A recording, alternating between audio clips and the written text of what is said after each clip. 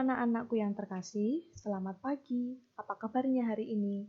Semoga selalu dalam keadaan yang sehat ya. Pada hari ini kita bertemu kembali pada pertemuan BK dan kita akan bersama-sama membahas topik yaitu konsep diri remaja. Mungkin kalian sering bertanya kepada diri kalian sendiri tentang apa, siapa, dan bagaimana diri kalian sendiri. Pertanyaan tersebut merupakan suatu bentuk pencarian konsep diri. Konsep diri merupakan sesuatu yang dibentuk, bukan ada secara otomatis, seiring dengan tingkat pertumbuhan dan perkembangan individu. Oleh karenanya, pembentukan konsep diri berkaitan erat dengan lingkungan di mana individu hidup dan beraktivitas. Dengan kata lain, lingkungan berpengaruh besar terhadap pembentukan konsep diri. Pandangan tentang diri sendiri yang sudah berkembang pada masa anak-anak makin menguat pada masa remaja. Kalian di sini termasuk dalam masa remaja. Remaja adalah pribadi yang sedang berkembang menuju kematangan diri dan kedewasaan. Untuk itu, remaja perlu membekali diri dengan pandangan yang benar tentang konsep diri. Sebagai remaja, kalian juga perlu menjadi diri yang memiliki konsep diri yang positif. Baik, sebelum memasuki ke dalam materi, terdapat tujuan pembelajaran, yaitu dari tujuan umum adalah peserta didik dapat memahami dan menemukan unsur-unsur konsep diri, serta memahami dan menerima kelebihan, kekurangan secara wajar dan penuh rasa syukur. Tujuan khusus pertama, peserta didik dapat memahami pengertian dan komponen konsep diri. Kedua, peserta didik dapat memahami faktor-faktor yang mempengaruhi perkembangan konsep diri. Ketiga, peserta didik dapat memahami proses pembentukan konsep diri.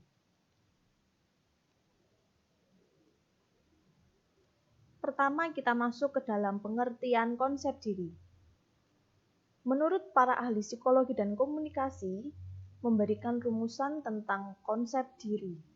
Dengan pengertian adalah, menurut tokoh R.H.D.J. Sinurat, konsep diri adalah gambaran, pandangan, keyakinan, dan penghargaan atau perasaan seseorang tentang dirinya sendiri. Menurut tokoh Burns, konsep diri adalah penghargaan diri atau nilai diri atau penerimaan diri. Konsep diri meliputi semua keyakinan dan penilaian tentang diri sendiri. Hal ini akan menentukan siapa kita dalam kenyataan, tetapi juga menentukan siapa kita menurut pikiran kita sendiri, dan apa yang dapat kita lakukan menurut pikiran sendiri, dan menjadi apa menurut pikiran kita sendiri. Menurut tokoh Mulyana, tahun 2000, konsep diri adalah pandangan individu mengenai siapa diri individu itu, dan itu bisa diperoleh lewat informasi yang diberikan oleh orang lain kepada diri individu itu sendiri. Bagian atau komponen konsep diri, yaitu gambaran diri, ideal diri, harga diri, peran diri, dan identitas diri. Kita bahas bersama dari gambaran diri adalah sikap individu terhadap tubuhnya, baik sadar maupun tidak sadar. Ya, gambaran diri itu adalah performance atau penampilan tubuh, persepsi, dan perasaan tentang ukuran dan bentuk tubuh diri kita sendiri. Ideal diri adalah persepsi individu tentang perilakunya yang disesuaikan dengan standar pribadi yang terkait dengan cita-cita. Dari pemikiran individu itu sendiri terkait dengan pemikiran tentang cita-cita yang akan diimpikannya. Lalu, harga diri adalah penilaian individu terhadap hasil yang dicapai dengan cara menganalisis seberapa jauh perilaku individu tersebut. Peran diri adalah pola perilaku, sikap, nilai, dan aspirasi yang diharapkan individu berdasarkan posisinya di masyarakat. Yang terakhir, identitas diri adalah kesadaran akan diri pribadi yang bersumber dari pengamatan dan penilaian sebagai sintesis semua aspek konsep diri sebagai sesuatu yang utuh. Ya, identitas diri itu bukan hanya dari nama, kelas, tempat tinggal, dan yang lain-lainnya. Namun itu terkait dengan identitas dari dalam diri kita sendiri. Ya, bisa dari penilaian pengamatan orang lain atau diri kita ke diri kita sendiri juga. Sehubungan dengan konsep diri, beberapa hal mulai berkembang pada masa remaja, yaitu pengetahuan tentang diri sendiri menjadi bertambah. Karena kita semakin banyak menggali, mencari tahu, mengamati, memahami tentang konsep diri kita sendiri. Lalu harapan-harapan yang ingin dicapai di masa depan muncul. Dengan menggali, maka kita menjadi tahu harapan apa sih yang ingin kita capai di masa depan tersebut. Lalu terjadi penilaian diri atas tingkah laku dan cara mengisi kehidupan. Setelah kita mengetahui, memahami, maka muncul penilaian atau evaluasi diri kita tentang apa yang terjadi di dalam diri kita, termasuk tingkah laku di dalam kehidupan tersebut.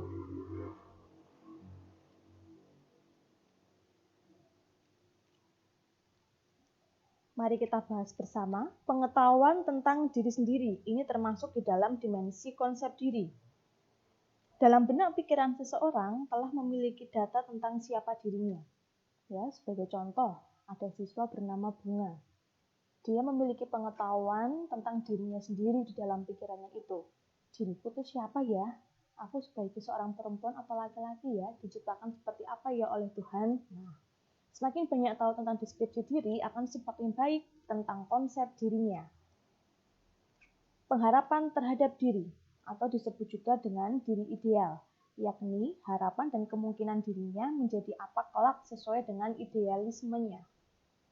Diri ideal setiap orang berbeda-beda, ya, antara diriku, teman-teman, teman yang satu, teman di asrama, atau teman yang lainnya.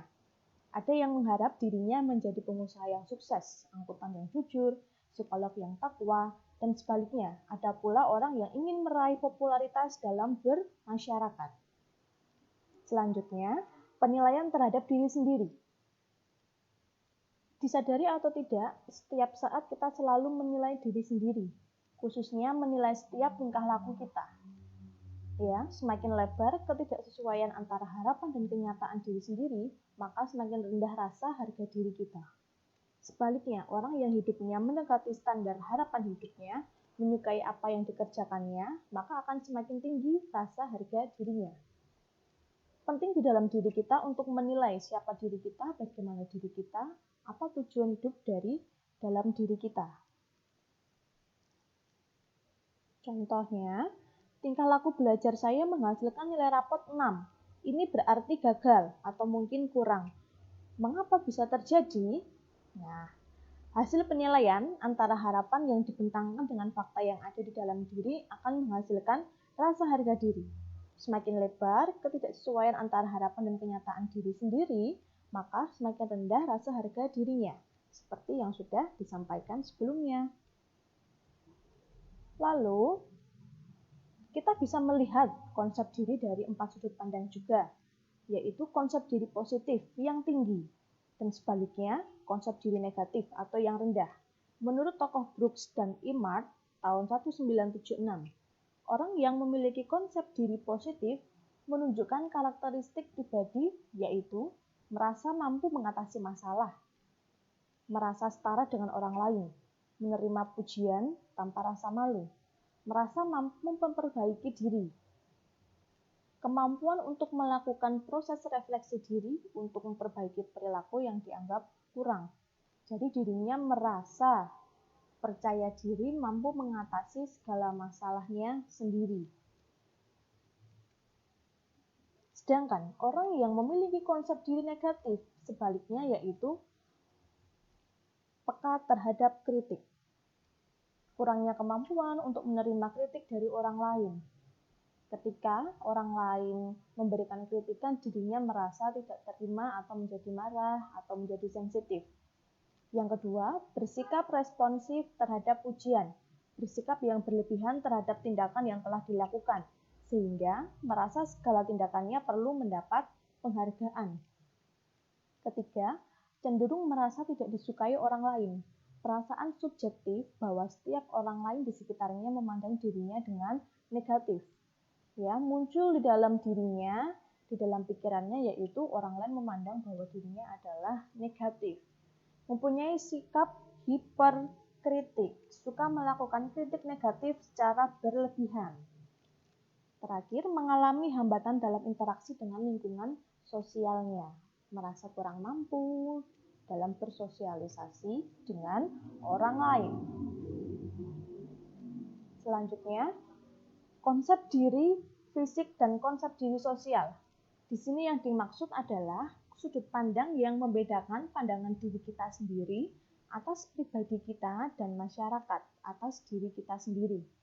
Yang kedua, konsep diri emosional dan konsep diri akademis.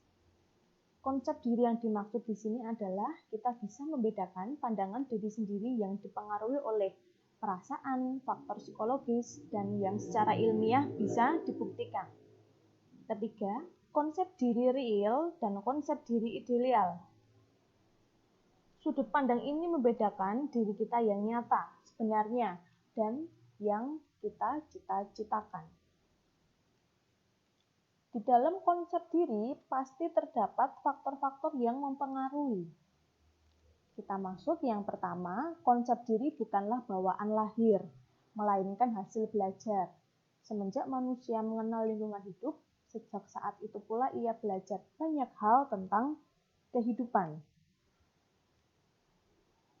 Berdasarkan pengalaman hidupnya, seseorang akan menetapkan konsep dirinya berdasarkan berbagai faktor, bisa dari faktor internal ataupun eksternal. Apabila berbagai faktor itu cenderung menimbulkan perasaan positif, yaitu bangga, senang, maka muncul konsep diri yang positif. Lalu yang kedua, berdasar pengalaman hidupnya. Seseorang akan menetapkan konsep dirinya berdasarkan berbagai faktor. Lalu menurut tokoh Harlock, seorang psikolog, faktor-faktor itu adalah bentuk tubuh, cacat tubuh, pakaian, nama, dan julukan, intelijensi kecerdasan, cita-cita, emosi, jenis atau gengsi sekolah, status sosial, ekonomi, keluarga, teman-teman, dan tokoh orang yang berpengaruh. Dari berbagai faktor itu, maka cenderung menimbulkan perasaan positif. Dan sebaliknya, jika muncul perasaan negatif, maka akan muncul konsep diri yang negatif. Proses pembentukannya seperti apa? Proses pembentukan konsep diri yaitu melalui proses belajar sejak masa pertumbuhan seorang manusia dari kecil hingga dewasa. Lingkungan, pengalaman, dan pola asuh orang tua turut memberikan pengaruh yang signifikan terhadap konsep diri yang terbentuk. Sikap atau respon orang tua dan lingkungan akan menjadi bahan informasi bagi anak untuk menilai siapa dirinya. Nah, kita dari awal, lingkungan pertama yang kita ketahui, kita hidup adalah lingkungan keluarga. Semua kita awali dari keluarga. Lalu, anak menilai dirinya berdasarkan apa yang dia alami dan didapatkan dari lingkungannya juga. Jika lingkungan memberikan sikap yang baik dan positif, maka anak akan merasa dirinya cukup berharga, sehingga tumbuhlah konsep diri yang positif. Konsep diri ini mempunyai sifat yang dinamis, artinya tidak luput dari perubahan. Ada aspek yang bisa bertahan dalam jangka waktu tertentu. Namun, ada pula yang mudah sekali berubah sesuai dengan situasi sesaat. Terkadang, faktor lingkungan di mana anak itu tinggal bisa berpengaruh terhadap konsep diri itu sendiri.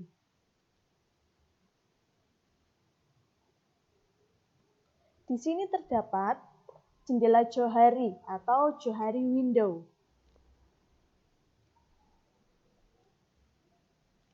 Menurut tokoh Joseph Luft dan Harrington Ingham, mengembangkan konsep Johari window sebagai perwujudan sebagaimana seseorang berhubungan dengan orang lain yang digambarkan sebagai sebuah jendela. Ya, kita membayangkan, kita mengibaratkan seperti sebuah jendela. Jendela bentuknya adalah kotak, ya. Jendela tersebut terdiri dari matrik 4 sel.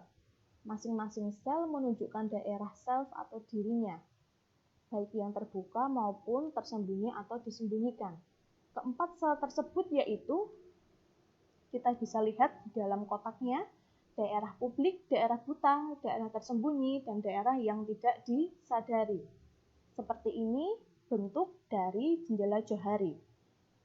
Ya, dari pojok kiri itu tertulis diketahui orang lain. Yang bawah tidak diketahui oleh orang lain. Di situ ada 4 kotak, ya. 4 kotak bentuknya seperti jendela. Tertulis di atas tahu tentang diri, lalu di pojok kanan tidak tahu tentang diri. Sebagai contoh, untuk kolom yang pertama, diketahui oleh orang lain, tahu tentang diri, daerah publik atau publik area disebut A. Jendela terbuka, ya, hal-hal yang kita tahu tentang diri sendiri, tapi orang lain pun tahu, ya, jendela terbuka, yaitu dari fisik, orang lain mengetahui kita, dari profesi, asal daerah, dan yang lain-lainnya. Daerah buta, diketahui orang lain tidak tahu tentang diri kita sendiri. Hal-hal mengenai diri kita yang kita tahu tapi orang lain tidak tahu seperti isi perasaan, pendapat, kebiasaan tidur seseorang. Lalu, jendela buta atau daerah tersembunyi yang tidak diketahui oleh orang lain, misalnya hal yang bernilai positif dan negatif pada kepribadian kita. Lalu jendela gelap, daerah yang tidak disadari, hal-hal mengenai diri kita, tapi kita sendiri maupun orang lain juga tidak diketahui. Ya, seperti halnya misteri di dalam kehidupan. Ya, kehidupan, kematian, semua orang, semua manusia pasti tidak ada yang tahu. Maka,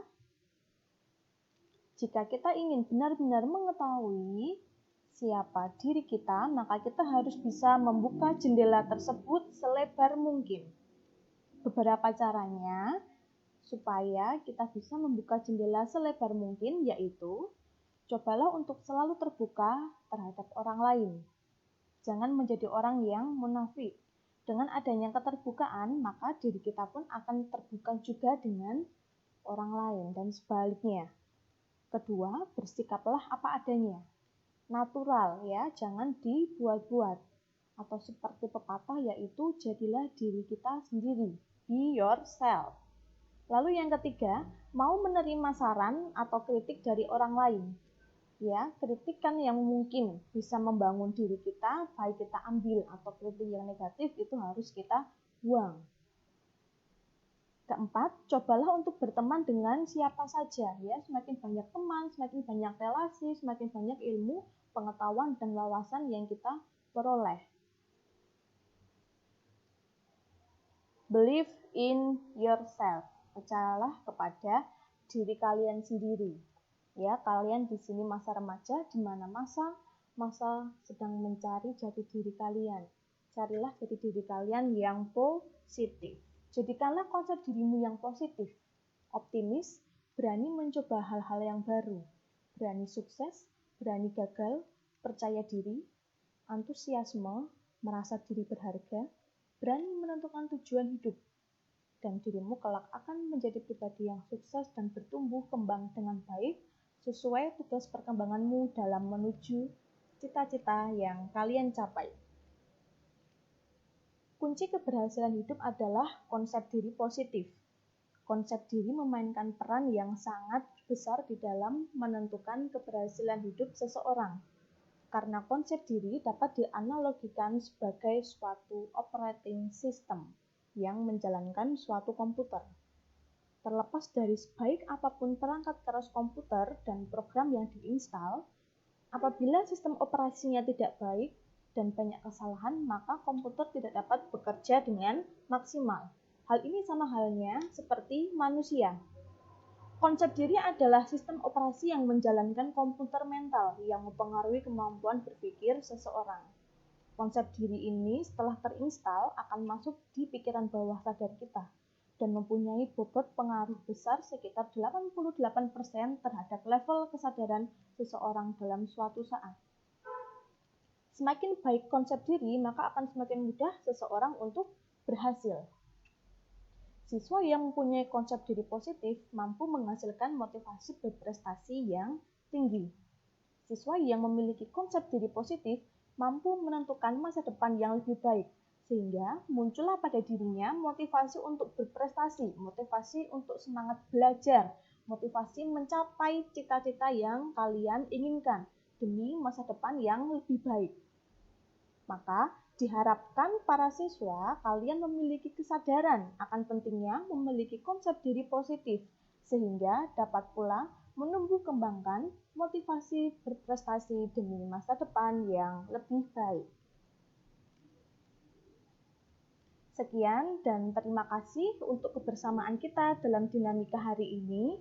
Semoga materi pada hari ini cukup bermanfaat untuk diri kalian di dalam masa proses tumbuh dan berkembang kalian dalam masa remaja. Tetap bersemangat dan selalu berpikir positif. Salam sehat. Terima kasih.